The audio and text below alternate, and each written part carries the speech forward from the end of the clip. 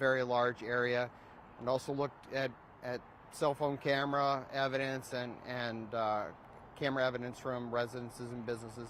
That's going to take us a long time. But it did compel the staff of the fire department, our PIO, myself, to get in front of this and just meet with our partners in the media, answer questions, share as much as we possibly can, and be transparent as possible throughout this process. So that's the purpose of us being here. I do want to answer questions.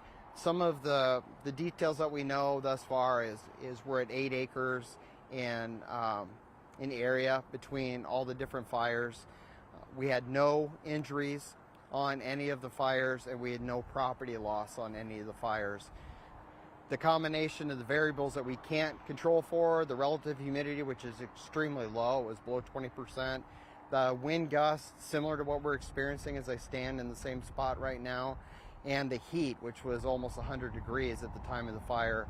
We can't control those variables, and those were all stacked against us. Our firefighters, the incident commanders, our partners in the air just did an absolute phenomenal job. And that partnership and that communication and the relationships that we have with those partners were really what set us up for success against the variables or the elements that we had. So with that all being said, and the good part of this, I'll entertain any questions and try to get answered as many as I can. You said 4 purposely set fires. 4 other set fires besides the one that we had here. Timeline, could it be one person, or could it kind of be? The scenario is we're here, start fighting this fire, and we went to 3 alarms plus. We had a out of area strike team. You saw the chaos with the amount of air resources that we had while we were here. Those other fires starting occurring. They were in close proximity to our location here, so they are definitely suspicious. So timeline wise, I couldn't tell you exactly when they were started, but they were started while we were fighting here. And to follow up on your question, and the reason why I'm so frustrated is that there was a human-caused fire in an area of egress for our community. We're purposefully evacuating people under a level 3 evacuation, and fire is prohibiting their exit. That doesn't get any more serious. And 2, fires working behind us or below us in a wildland-urban interface situation, that additional tactical challenge is extremely dangerous in fire behavior for our firefighters, and certainly not something that you would ever expect. If you can imagine focusing forward on a fire that is getting ready to overtake the businesses and the houses and yourself, at the same time you have a fire that's set behind you that you don't even know about. So worst case scenario for us and our people, and we're certainly searching for the person or persons responsible for setting those fires. Can you explain how you know those 4 other fires weren't just connected to this, and the spotting and kind of where they are? Because I'm not too familiar with their... Oh, okay. Yeah, well, they're behind us, which were against the winds were prevalent this direction, and where the spots were the opposite direction. So I saw one tree up there with some foam on it yesterday. That was probably one, and there's another one farther down. Yes, sir. Okay. One on Government Way, and then one on 4th. None of those are connected to the main body of fire, even through ember travel. It physically impossible to have traveled that far. So, and against the wind pattern, we've got burn patterns on the ground that point directly to where somebody started a fire. It is pretty clear and equally concerning. And just to be clear, so we're basically 5 fires. We know this major one, human caused. You don't know if it was intentional or accidental. Correct. The other 4, human caused, intentional.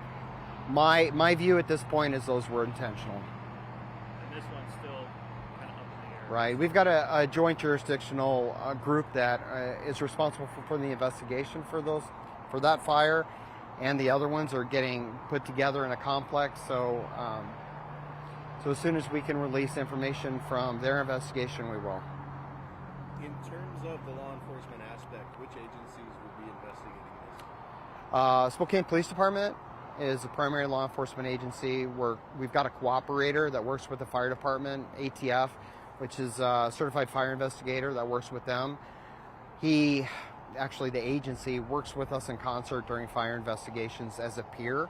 So they're connected into that task force, and they're on the ground doing a lot of the work right now. In fact, we saw one just leave a few minutes ago.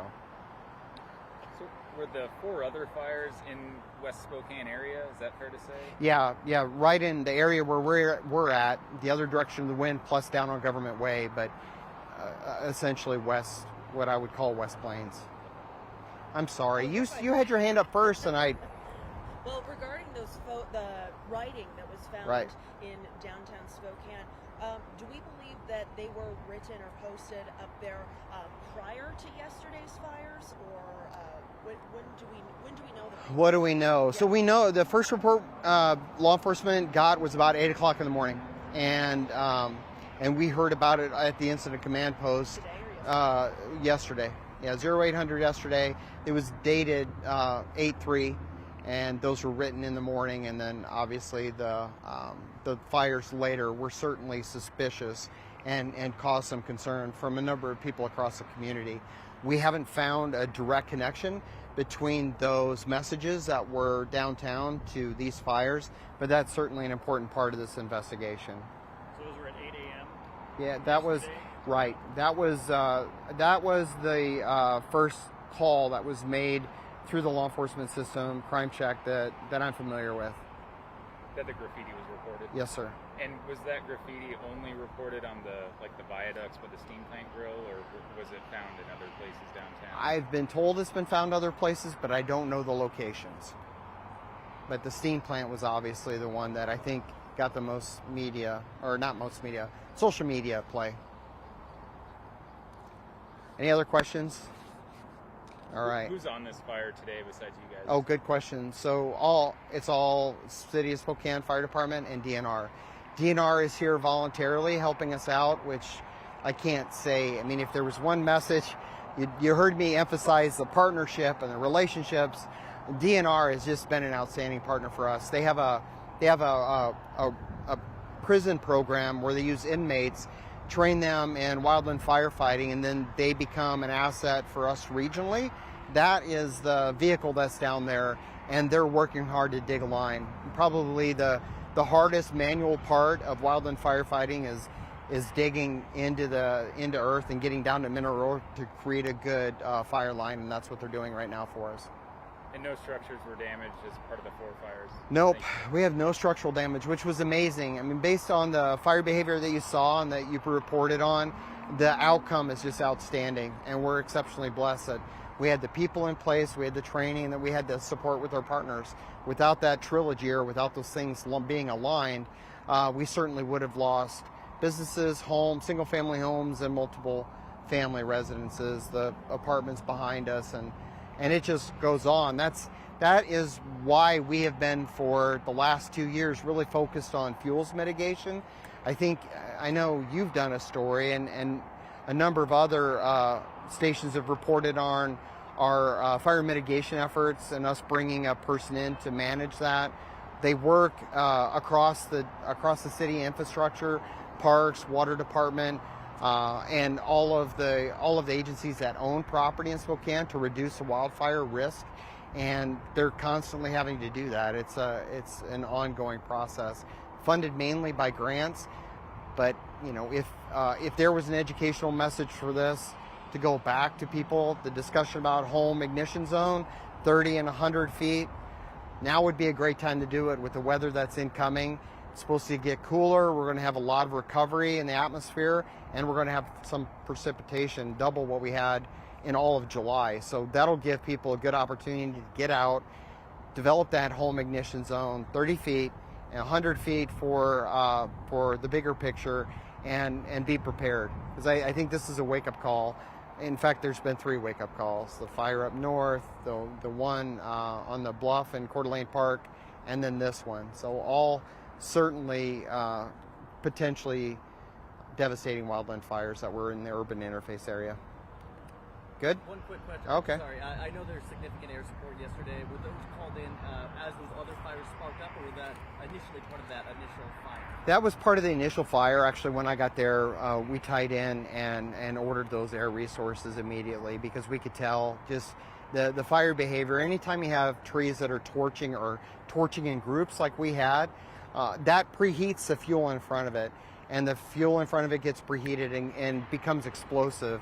The fuel, the potential energy that is in one ponderosa pine in our community is staggering. And I'm sure you've seen just the BTUs that are released from one pine tree when it torches. It is completely, what's a good word? Flammable. Thank you. No, it certainly creates a dangerous situation for the community. We love them. We love having living in the city that we live in, but we have to take precautions, and that means having a very healthy forest, and that takes work. I have a two-part question. Part A. Knowing obviously that there is an arsonist, a potential arsonist roaming about, do you have any concerns at all for the safety of firefighters? That's the first part. And second, is it going to change the way that the fire department responds to any of these wildfires? I've got one of those beetles crawling up my leg right now. So, Had a lot of those yeah. They're horrible. Sorry.